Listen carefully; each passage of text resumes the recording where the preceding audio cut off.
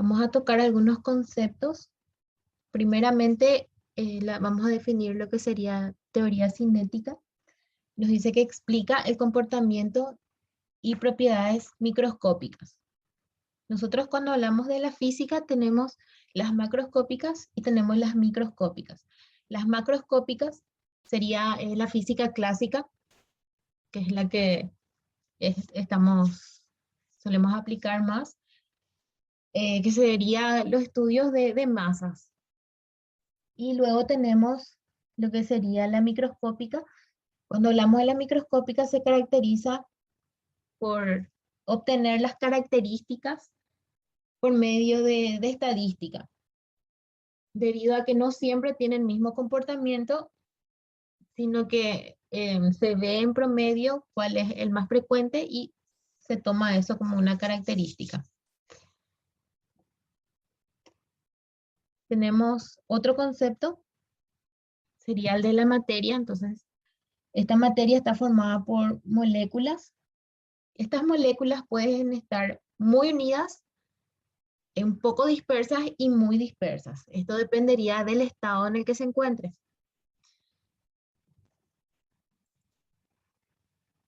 Cuando hablamos de moléculas, estas moléculas están formadas por átomos y los átomos nuevamente están formados por partículas. Entonces ahí tenemos como ejemplo una molécula de H2O. Entonces está formado de 2 átomos de hidrógeno y 1 de oxígeno.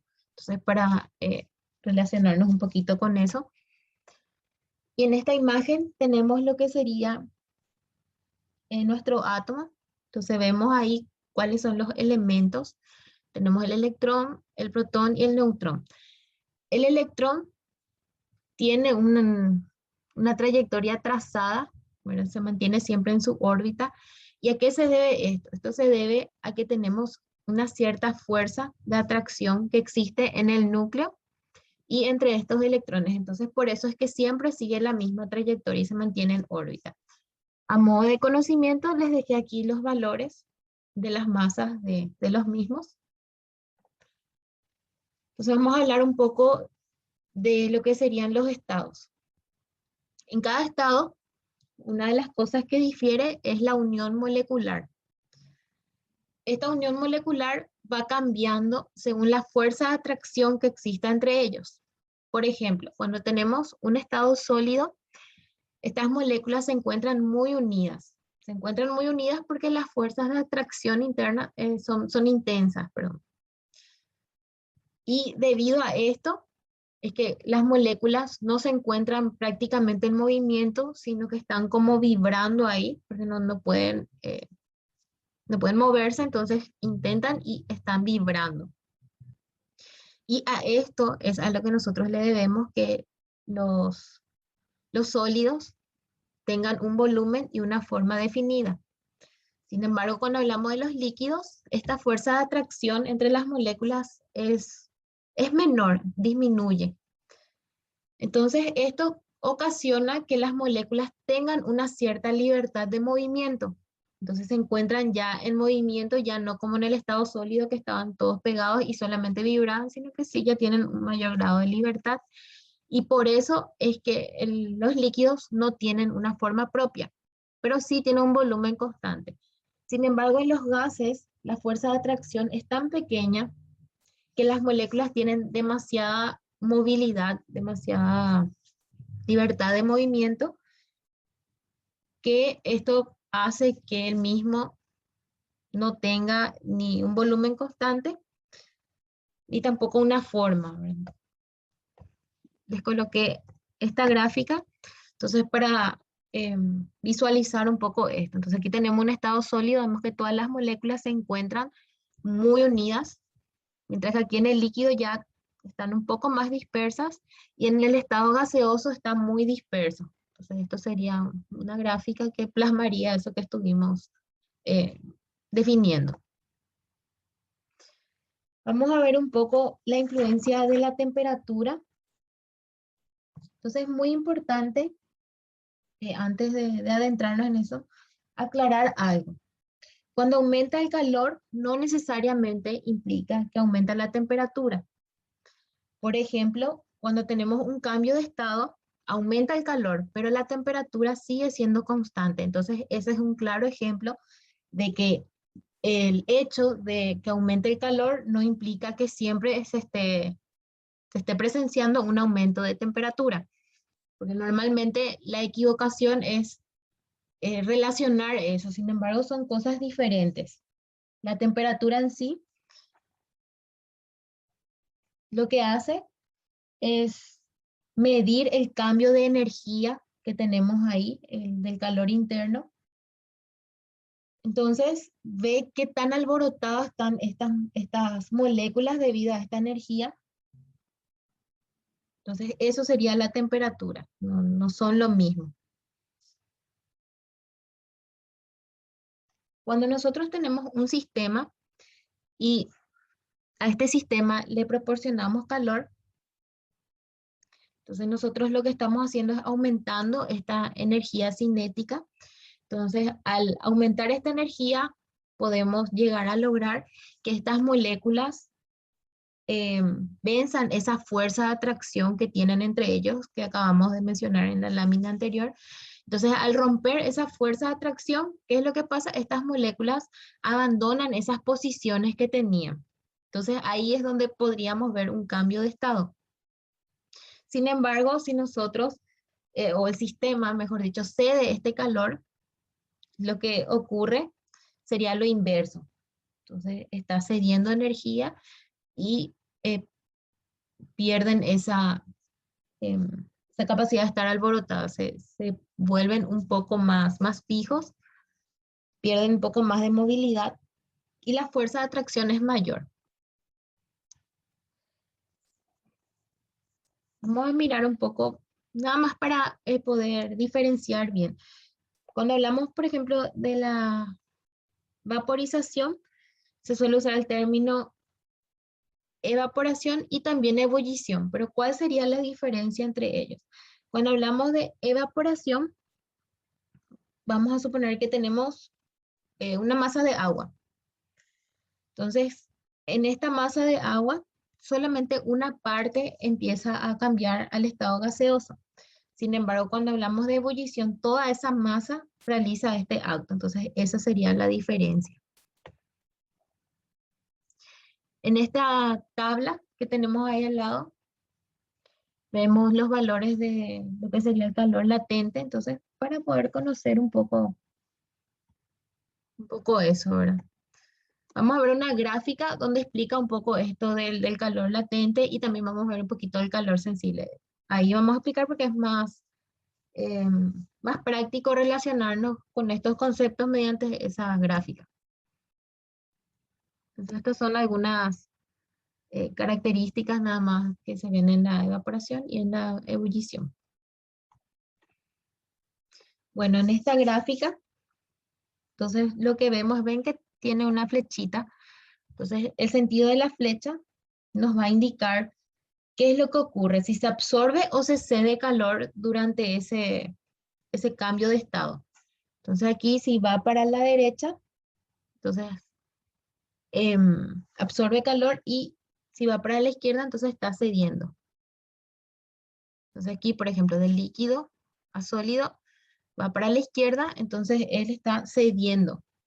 Mientras que aquí está absorbiendo y esa sería la forma de ir comprendiendo esta imagen que vemos. Entonces ahí nos muestra todo los cambios de estado y qué es lo que ocurre con el calor para que esto sea posible. Y tenemos un poco más de conceptos, nos dice la presión. Cuando hablamos de presión, nos está indicando la fuerza por unidad de área y su unidad sería el pascal. Nos habla aquí de la temperatura, nosotros ya habíamos definido un poco lo que es la temperatura. Y nos dice que cuanto más movimiento en esas moléculas tengamos, entonces la temperatura aumenta, ¿verdad? Porque finalmente dijimos que la temperatura lo que hacía era medir qué tan alborotadas estaban estas moléculas. Entonces, por eso, a mayor movimiento aumenta la temperatura, mientras que al menor movimiento, la temperatura estaría disminuyendo. Y nos da su unidad de medida en el sistema internacional, que es de Kelvin. Y también tenemos como definición el volumen. que es el espacio ocupado por un cuerpo, y su unidad de medida en el sistema internacional serían metros cúbicos. Aquí nuevamente mencionamos un poco sobre la teoría cinética. Entonces nos dice que el calor que comunica a la sustancia se invierte en vencer la fuerza que une a las partículas. O sea, nosotros lo que hacemos ahí es estudiar eso, qué es lo que ocurre ahí dentro cuando aparece un cambio de estado. Entonces, eso es lo que vamos a estar, o sea, estamos estudiando y que estaría comprendiendo la teoría cinética.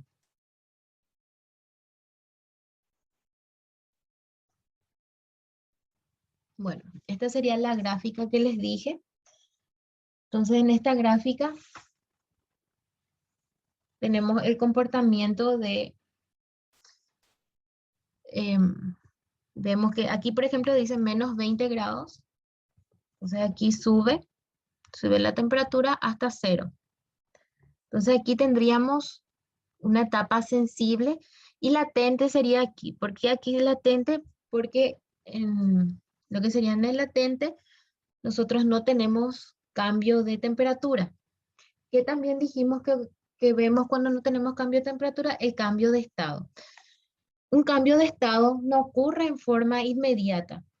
Es decir, no tenemos sólido y al instante tenemos líquido. Entonces, aquí en el sensible tenemos una mezcla de ambos. Es como que ya empezamos a tener un poquitito, pero todavía no se volvió líquido. Sin embargo, aquí sí se realiza ese cambio de estado por completo. Y nos va mostrando, por ejemplo, de lo que sería sólido a líquido, después pasa de líquido a gaseoso, y eso es lo que nos está representando esta gráfica. Entonces, es más fácil visualizar eso que dijimos de que cuando ocurre un cambio de estado, que sería, utilizamos los valores del calor latente, la temperatura es constante. Ven, aquí tenemos un calor de 10 kilocalorías y aquí sería 15 más o menos. Entonces, entre esto, seguimos teniendo 0 grados. Entonces, no tuvimos un cambio de temperatura, mientras que aquí sí, fue de menos 20 a 0.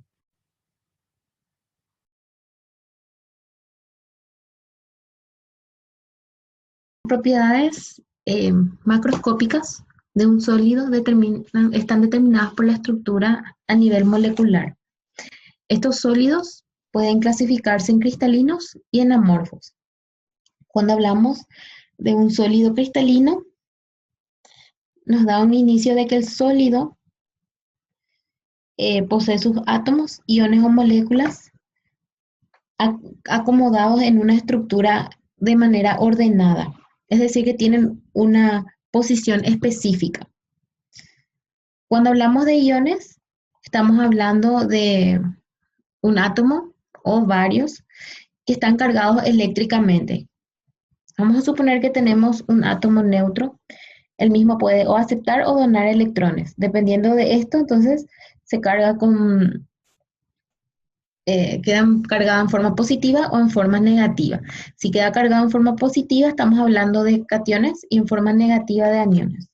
Sin embargo, cuando hablamos de sólidos amorfos,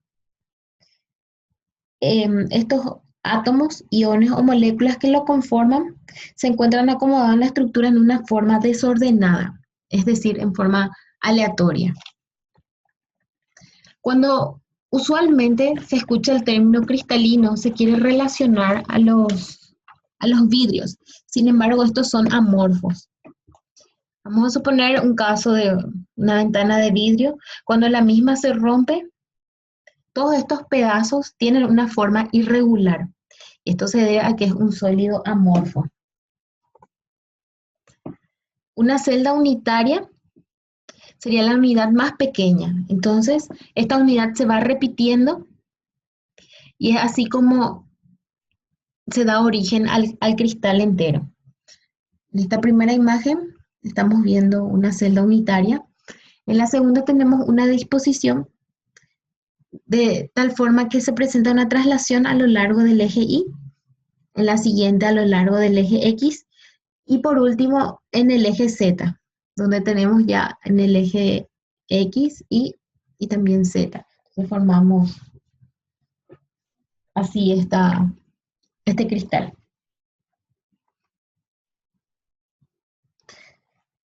Los sólidos cristalinos tienen superficies bien definidas y planas, que son denominadas caras. Podemos ver en este cubo, entonces tenemos un cierto número de caras y estas caras poseen un ángulo que está definidas por sus aristas. Em,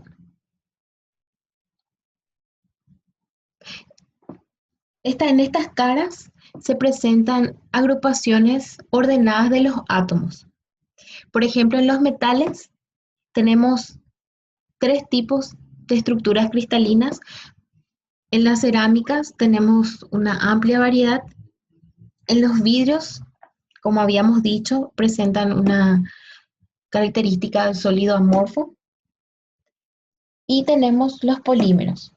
Cuando hablamos de polímeros, estamos hablando de sustancias compuestas por grandes moléculas o también conocidas como macromoléculas. Podemos dar un ejemplo que sería el polietileno.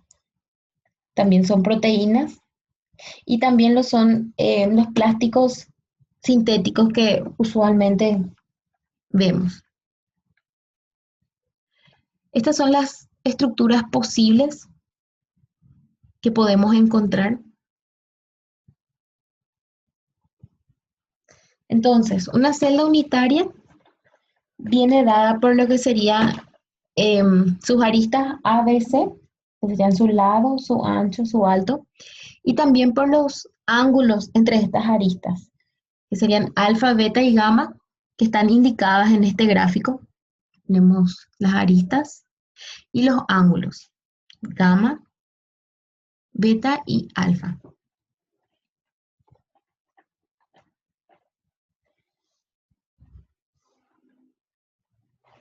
Estas celdas unitarias,